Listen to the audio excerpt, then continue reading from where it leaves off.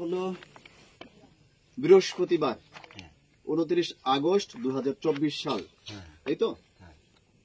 এই জায়গাটার নাম কি? আমরা এখানে বসে কথা বলতেছি, পুরো ঠিকানাটা বলেন। এই জায়গাটার নাম কি? পশ্চিম বারোবাইকা, দপাইরপাড়, কীর্তনিয়া বাড়ি, উপজেলা আগলঝাড়া, জেলা বরিশাল। তো আজকে আপনাদের সাথে একটি অনাকাঙ্ক্ষিত ঘটনা ঘটেছে, যেটা আমরা বিভিন্নভাবে শুনেছি, যেটা এখন একটা ভাইরাল টপিক আজকের জন্য।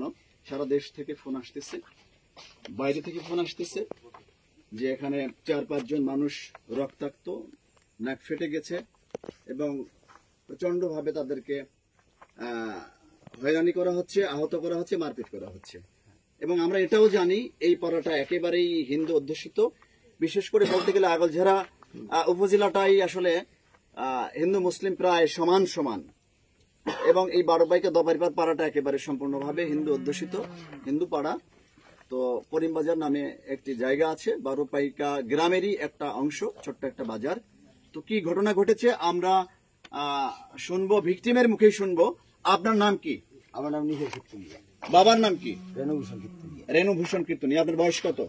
আমার বয়স 40। কি ঘটেছিল আজকে আপনার সাথে, সংক্ষেপে বলবেন, আমরা সবার কথাই শুনবো।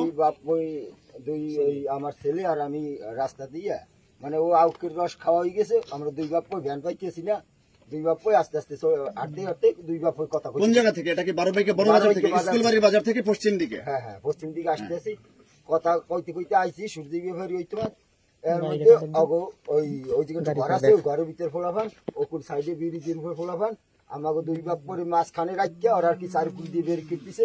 তার আমি বলছি কি যে আমার পোলাটার একটু করিম বেজার থুয়েই, এরপর যদি তোরা মারোস মারবি আনি, ঠিক আছে?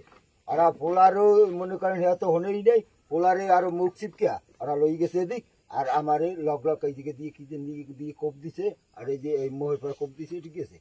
আর এই পারপার আর কি পড়ে গেছি, লাস্টে জলের ভিতর গুলিতে পড়ে গেছি, ঠিক আছে? এরপর যাইয়া ওই লোকজন এর মধ্যে খালের মধ্যে পড়ে গেছে। হ্যাঁ হ্যাঁ, স্কুল ব্যাগটা লোকজন দৌড়িয়েছে, আইয়া এরপর আমার উঠেইয়া ওই স্কুল ব্যাগ নিয়েছে। স্কুল ব্যাগ নিল। তো এরা আহত হলো কখন? আপনি যখন আহত হয়েছেন আপনি একা ছিলেন, আপনার ছেলে ছিল। তোমার নাম কি? বয়স কত? 13। কিসে পড়ো? এই ঘটনায় তো তুমি আসলে একেবারেই ভীত সন্ত্রস্ত হওয়ার কথা, ভয় পাওয়ার কথা, তাই না? তুমি চিৎকার করেছো তখন? হ্যাঁ, ছেলেটির এখনো আসলে ভীতি কাটেনি, সে স্পষ্ট ভাবে এখনো কথা বলতে পারতেছে না। সেটা এইটুকু বাচ্চার সামনে যদি বাবা রক্তাক্ত হয় বা মুখ চেপে নিয়ে যায়, সেটা কি হয়, সেটা বিবেকবান মানুষ, সচেতন মানুষ মাত্রই বুঝতে পারেন। আমরা বাকি ভিকটিমদের কথা শুনবো। আপনি তো প্রথম আহত হন, আপনাকে সেভ করতে গিয়ে এরা আহত হয়, তাই না? আপনারা কি 3 জন একসাথে গিয়েছিলেন? আপনার কয়জন গিয়েছিলেন, কেন গিয়েছিলেন? আমরা 4-5 জন একসাথে গিয়েছিলাম, ওই বড় ভাই তারে মারছে, সেটা দেখতে। আপনার আপন বড় ভাই? আপন বড় না, প্রতিবেশী বাড়ির। আপনার কি নাম? আমার নাম আশিস বৈদ্য। আশিস বৈদ্য। বাবার নাম? আদিত্য বৈদ্য। আদিত্য বৈদ্য। আপনারা 3 জন একসাথে ছিলেন।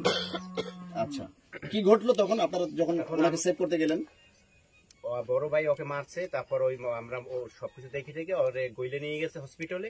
তারপর আমরা বাসায় ফিরছিলাম, তা ওই করিমবাজার ওখানে আমাদের দেখেই অনেক লোকজন ছিল, অজ্ঞাতনামা, আমরা ভালো করে সবাই চিনিও না, অনেক অস্ত্র ছিল। তারপরে আমার মাথার পরে কোপ দিছে, ওর এইখানে লাঠি দিয়ে বাড়ি দিছে, ওর এখানে কোপ দিছে, যেভাবে যে পারছে, মানে এই পোলাপানগুলো সব রিপন সার ভাই গুরুগারা সব। তারপরে আমরা আহত হয়েছি। তারপরে আপনারা কি তখন 3 জনই ছিলেন? না না, আরো 2 জন ছিল। আপনাদের আরো ছিল, ওরা আহত হয় না। আপনার কি নাম? বিজন বিশ্বাস। বাবার নাম? বিমল বিশ্বাস। এই গ্রামেরই লোক? হ্যাঁ। বারোবাইকা দপাইরপাড়ের? হ্যাঁ। আচ্ছা, আপনার কি নাম? জয় বিশ্বাস। বাবার নাম কি? বর্মানন্দ বিশ্বাস। এই গ্রামেই বাড়ি? হ্যাঁ, এই গ্রামে। আপনার কি হয়েছে, কি ইনজুরি হয়েছে? আমার এই মাথায় পোক লাগছে, হাত ফাইটে গেছে, এই জায়গা বাড়ি লাগছে। সেলাই লাগছে কটা? সেলাই 2টা লাগছে। মাথায় লাগছে 2টা। আশিস বৈদ্য সেলাই কটা? আমার এই জায়গাতে 2টা লাগছে, আর এই এখানে এই খুলে গেছে। হ্যাঁ হ্যাঁ, আমার আর এই যে এখানে ওরা আমার 4টা সেলাই লাগবে। এই মুখ ফেটে গেছে ভিতরে, হ্যাঁ ভিতরেও লাগছে। আপনার সেলাই লাগছে কটা? নিবার কিন্তু নিয়া 12টা। 16টা মামা।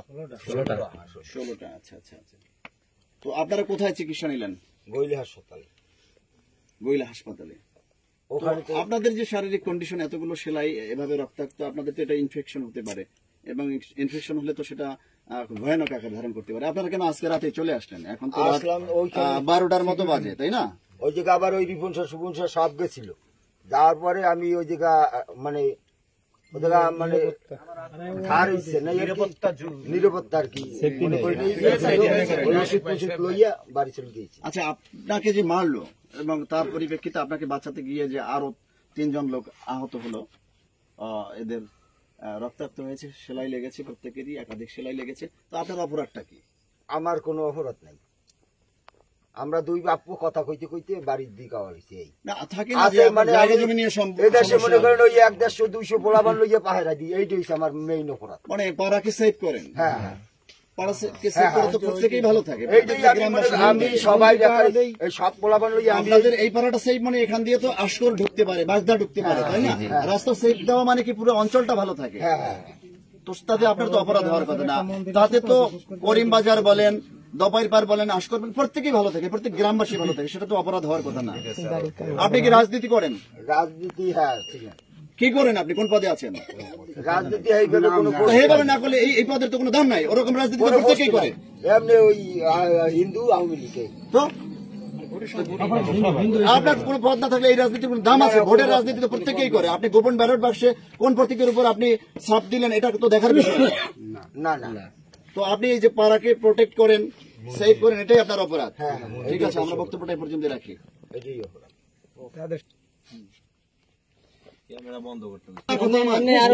ওইসব বন্ধ কর না ভাই।